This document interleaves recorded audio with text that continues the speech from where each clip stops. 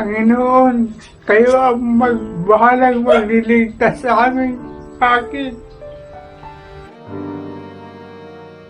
Maraming salamat po.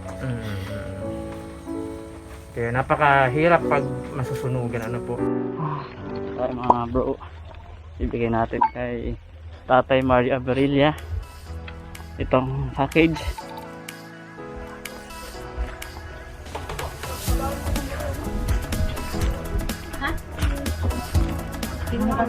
Alam mo, pinilita ang ko.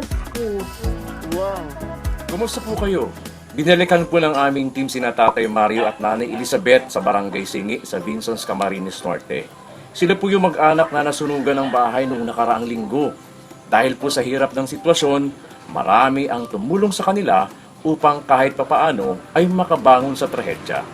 Nakausap din namin ang mga taong tumulong sa mga oras na iyon upang mabilis na makarating sa mga kinaukulan at agad na nagpaabot ng kani-kanilang mga tulong. Nagpaabot na rin ng tulong pinansyal ang aming kaibigan na sina Jocelyn Baser at Kagawad Bench Campita. Nasurpresa rin po sila sa dala naming grocery at mga kagamitan sa kusina, kasama rin ang mga damit, kumot at kurtina.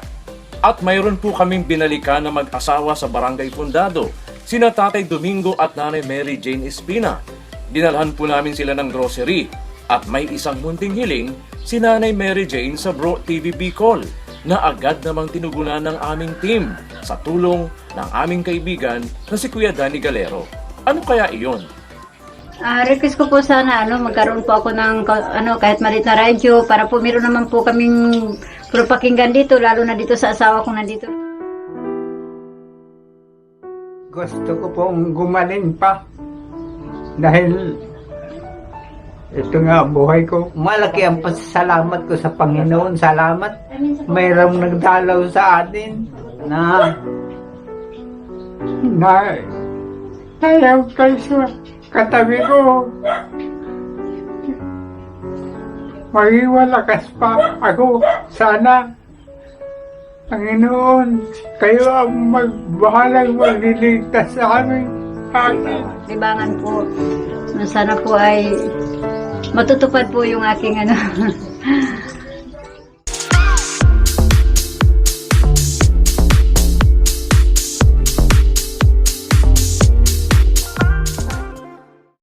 Tatay, magandang hapon. Nakasalubong ko sa yung biscuit. Wow! Aray! Muling nagbabalik! Yung pangako namin sa iyo na radyo. Yan. Yan. Rechargeable siya, pero pwede siyang isaksak sa kuryente. May Bro TV sticker na siya. Agad. Agad. agad-agad. Ayan. And then, ito ang switch. Ito ang switch arm. Ito. Ito. Ayan. May charge na siya agad. Tapos mahanap pa nila itong channel. Bahala ka na po yan. Ayan ay para sa'yo. Saka may libangan sa'yo. Tapos, yan. Marami pong salamat po sa Bro TV. At sana po ay, yun nga po ay, marami pong salamat. Sana po ay madagdagan po ang ninyo. At marami pa po kayo matutulungan na tulad po sa amin na naghirap din po.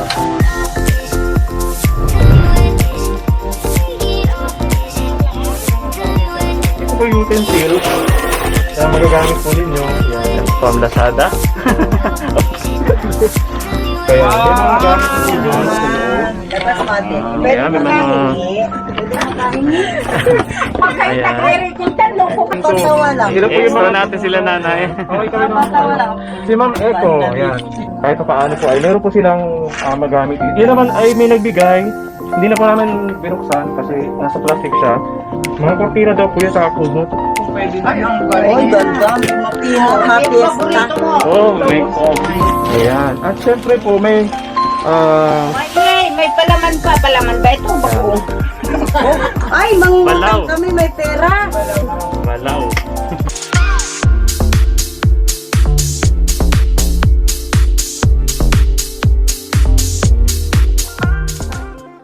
Tinawagan ako ng friend namin si Ma'am Jocelyn and Kagawad Bench Campita. Nagbigay sila ng cash na 2,000 pesos. Tatay, nanay. May araw, may ano pa naman. Pero po, ano, Kasi ito na po, ibigay na po natin yung cash.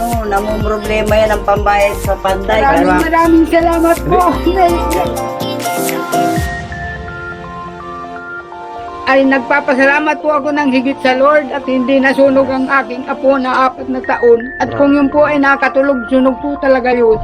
Hello guys, andito tayo sa area nila Ma'am Elizabeth, Nanay Elizabeth at ni Tatay Mario. At syempre kapiling po natin dito sila dahil nag-follow up po tayo dun sa nangyari sa kanilang bahay, nasunugan po sila.